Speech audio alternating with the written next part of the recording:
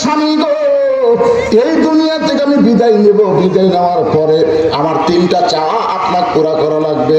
আলী কান্দের বলে, ফাতেমা দুনিয়ার জীবনে গরিব ছিলাম বলে তুমি কিছুই চাইলে না, মরার পরে তুমি কি চাইবা ফাতেমা? হযরত আলী অত্যন্ত গরিব ছিলেন, যার কারণে ফাতেমা দুনিয়াতে কিছুই চায় নাই। কারণ চাইলে যদি স্বামী কষ্ট পায়, সোলাল্লাহ বলে, যদি চায় আর স্বামী যদি কষ্ট পায়, এই জন্য ফাতেমা কিছুই চায় নাই। একদিন গভীর রাত্রে হযরত আলী ঘুম থেকে চেতন পায়, দেখে ফাতেমা ঘরের মধ্যে নাই। হাসান হুসাইন দুই সন্তান ঘুম পাড়তেছে, কিন্তু বউ ঘরের মধ্যে নেই। যত বড়ই হুজুর হোক না কেন, ঘরের মধ্যে রাত্রেবেলা যদি বউ না থাকে, সঙ্গে আসে না নাই? হযরত আলী দরজায় দাঁড়ায় দেখতে পান ফাতেমা কালো চাদর মাথায় দিয়ে খুব জোরে জোরে হাঁটতেছে, খুব জোরে জোরে হাঁটতেছে। হয়তো নিরাপদ দূরত্ব বজায় রেখে ফাতেমার পেছনে পেছনে রওনা দিল। আল্লাহ নবী যেই ঘরে ঘুমায়, ওই ঘরের জানলার কাছে ফাতেমা দাঁড়িয়ে বলে, বাবা আজকে যদি আমার মা খাদিজা দুনিয়াতে থাকতো, আমি মায়ের কাছে আমার কষ্টের কথা বলতাম বাবা, কিন্তু আমার মা খাদিজা দুনিয়াতে নাই। বাবা গো, আপনার দুঃখিনী মেয়ে ফাতেমা আপনার জানলায়, মেহেরবানি করে যদি আপনি একটু দরজা খুলে দেন। সঙ্গে সঙ্গে আল্লাহ নবী দরজা খুলে দেয়। নবী যেই মাত্র ঘরের দরজা খুলেছে, ফাতেমা নবীর ঘরে বাবার ঘরের মধ্যে ঢুকেছে। হযরত জানলার পাশে সে কান লাগায় শুনতে পাই রাসূল। ফাতেমা বলে, বাবা আপনি একটু ঘরের মধ্যে বাতি জ্বালান। আল্লাহ নবী বলে, ফাতেমা কি বলবি বল, বাতি জ্বালান লাগবে না। ফাতেমা বলে, বাবা বহুদিন আপনাকে বলেছি, কাম হয় নাই, আজকে শুধু আপনাকে একটু এক নজর দেখাবার চাই। নবীজি এই মাত্র ঘরের বাতি জ্বালাইছে, সঙ্গে সঙ্গে ফাতেমা দুইটা হাত বাবার দিকে বাড়ায় দেয়। নবী ঘরের আলোতে দেখতে পায় ফাতেমার হাতের তালু আছে, কিন্তু চামড়া নাই, দুইটা হাত গোস্তের টুকরার মতন হয়ে গেছে। ফাতেমা কান্দের বলে, বাবা দুনিয়ার কত ধনী যুবক আপনার মেয়েকে বিয়ে করতে চাইছিল, কিন্তু ধনীর সঙ্গে বিয়ে দেননি বাবা, এমন একটা গরিবের সঙ্গে আপনি বিয়ে দিচ্ছেন। আপনিও বলেছেন ফাতেমা আল্লাহ ছাড়া কাউকে যদি সেজদা দেওয়ার হুকুম থাকতো, তাহলে বলতেন আলীর পায়ে সেজদা দাও। আমি সেদিন থেকে আমার স্বামীকে এত ভালোবাসি বাবা, আমার হাতের চামড়া নাই, গোস্ত বের হয়ে গেছে, তারপর আমার স্বামীর সামনে দুইটা হাত দেখায় নাই। আমার হাসান হাসান যদি দুইটা হাত দেখতো, মায়ের কষ্টে তারা কান্ত, দুঃখ পেত। বাবা গভীর রাত্রে আপনার কাছে আইছে বাবা, যদি পারে আপনার দুঃখিনী মেয়ে ফাতেমাকে একটু সহযোগিতা করেন। হযরত আলী এই দৃশ্য দেখার পরে চোখ দিয়ে দর দর করে পানি পড়তেছে। এত কষ্টের মধ্যেও যে বিবিটা আমার কাছে কিছুই চাই নাই। ওগো বিবি, তুমি দুনিয়া থেকে বিদায় নেওয়ার পরে তুমি কি চাইবা, তুমি কি চাইবা? ফাতেমা বলে, আমার এক নম্বর চাওয়া হলো আমার লাশটা রাতের অন্ধকারে দাফন করা লাগবে। রাতের অন্ধকারে মৃত্যু হবে, আর দিনের বেলায় দাফন করবেন পর্দার খেলাফ হবে। রাতের অন্ধকারে আমাকে দাফন করবেন। আমার দুই নম্বর চাওয়া হলো আমার জন্য জানাজার ব্যবস্থা করা লাগবে না। জানাজা করবেন কিন্তু জানাজার ব্যবস্থা করা লাগবে না। ওগো স্বামী, আমার তিন নম্বর চাওয়া হলো আমার লাশটা কিন্তু খাটনি তুলবেন না। কারণ পর্দা নিশি ফাতেমা হিসাব করে দেখলাম 4 জন পুরুষ মানুষ আমাকে কান্দে নেওয়ার দুনিয়াতে নাই। আমার বাবা যদি দুনিয়াতে থাকতো, মরা মেয়ের লাশের খাটনি বাবা কান্দে নিবার পারতো, কিন্তু 6 মাস আগে আমার বাবা দুনিয়া থেকে বিদায় নিছে। আমার হাসান হুসান এত ছোট, এরা মায়ের লাশের খাটনি কান্দে নিবার পারবে না। শুধু আপনি কান্দে করে নিয়ে ওই জান্নাতুল বাকির পূর্ব কোনায় সবুজ রঙের একটা বাতি জ্বলবে, ওই বাতি বরাবর ফাতেমার লাশটা দাফন করে দিবেন। যদি আপনার কষ্ট হয় ফাতেমার কবর খুঁড়তে, তাহলে আপনার বন্ধু যদি কেউ থাকে দুনিয়ায়, তাহলে একটু বলবেন ফাতেমার কবরটা যেন গোপনে খনন করে দেয়।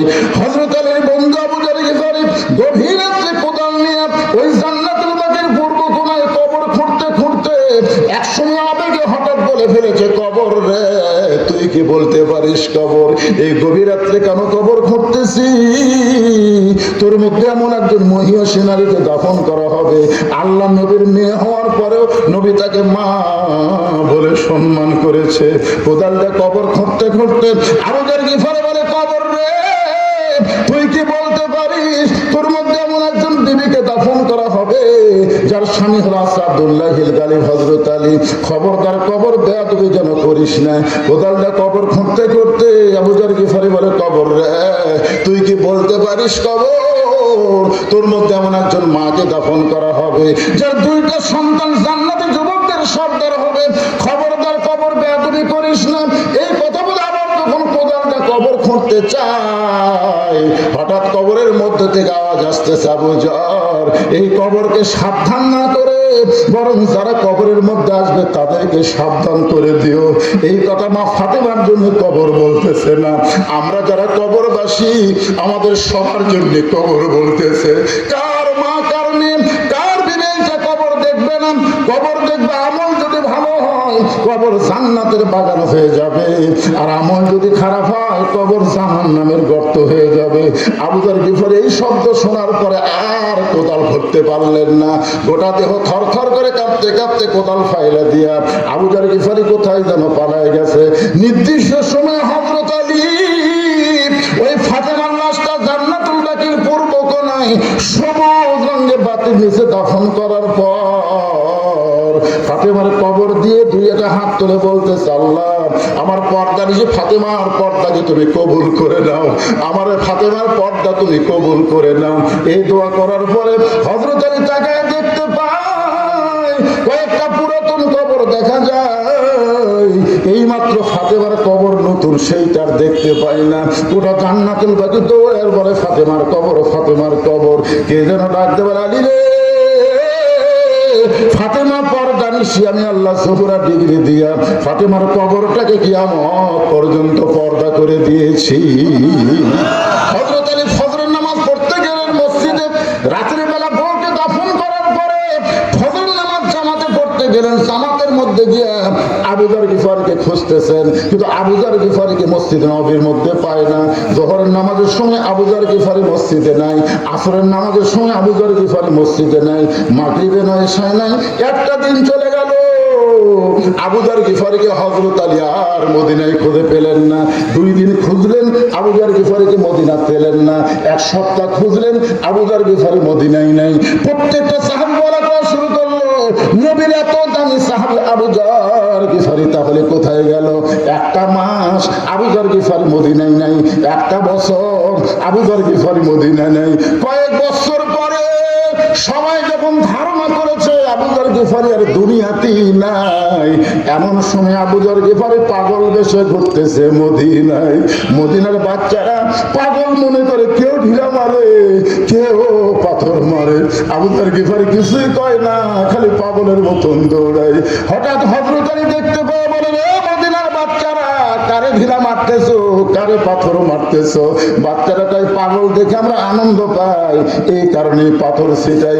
হযরত আলী এক দৌড়ে গিয়ে পাগলের সামনে দাঁড়ায় দেখে এই পাগল আর কেউ না, এই পাগল ফাতেমার কবর ঘুরতে গিয়ে হারায় গেছে, সে আবু যর গিফারী আবার মদিনায় ফিরে আইছে। আবু যর গিফারী 2টা হাত সামনে পড়ায় বলে, আবু যর গিফারী ভাই, আমার হাসান হোসেনের মায়ের কবর খুঁজতে গিয়া তুমি কোথায় পালায় গেলে? এত বছর পরে মদিনায় আইলা, বল বল তুমি কোথায় ছিলে? আবু যর গিফারী কোনো কথাই বলতেছে না, শুধু মুখটা নড়তেছে কিন্তু জবান খোলে না। আবু যর গিফারী বলে, রে গিফারীকে এক টানে বুকের মধ্যে নিয়ে হযরত আসাদুল্লাহিল গালি বুকের মধ্যে চাপ দেন, আবু যর এত বছর কোথায় ছিলি? বল বল কোথায় ছিলি? নবীর সাহাবী আবু যর শুধু বললেন কবর, শুধু বললেন কবর। 3বার কবর কবর উচ্চারণ করে হযরত আলী দেখতেছে আবু যর গিফারীর শরীর ভারী লাগতেছে, আস্তে করে সাইরা দিচ্ছে। আবু যর গিফারী যখন মাটি করে পড়ে যায়, হযরত আলী আবু যর গিফারীর মাথা খারাপ উড়ে তরিয়া তাকায় দেখে আবু যর গিফারী আর দুনিয়াতে না। আবু যর গিফারীর কবরে চুম্বন দেবে, আবু যর রে আমার ফাতেমার কবর করতে গিয়া তুই হারিয়ে গেলি।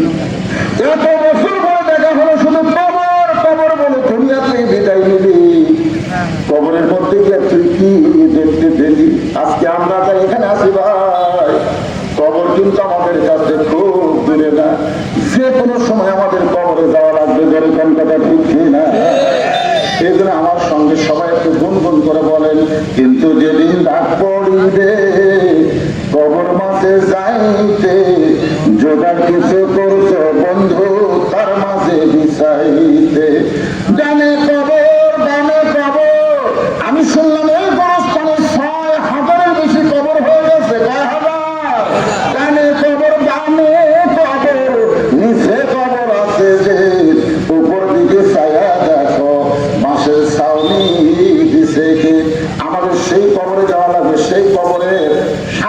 জন্য এখানে একটা মাদ্রাসা করা হয়েছে। মাদ্রাসায় কোরআন তেলাওয়াত হবে, কোরআন পড়ে পড়ে কবরবাসী যদি দোয়া করবে। এখানে কমপ্লেক্স হইতে যাবতীয় সবাই হয়েছে, অনেক কিছুর সমন্বয় আজকের এই মাহফিল। আমি শুধু 5টা মিনিট ভাইজান কবরের কথা শুনে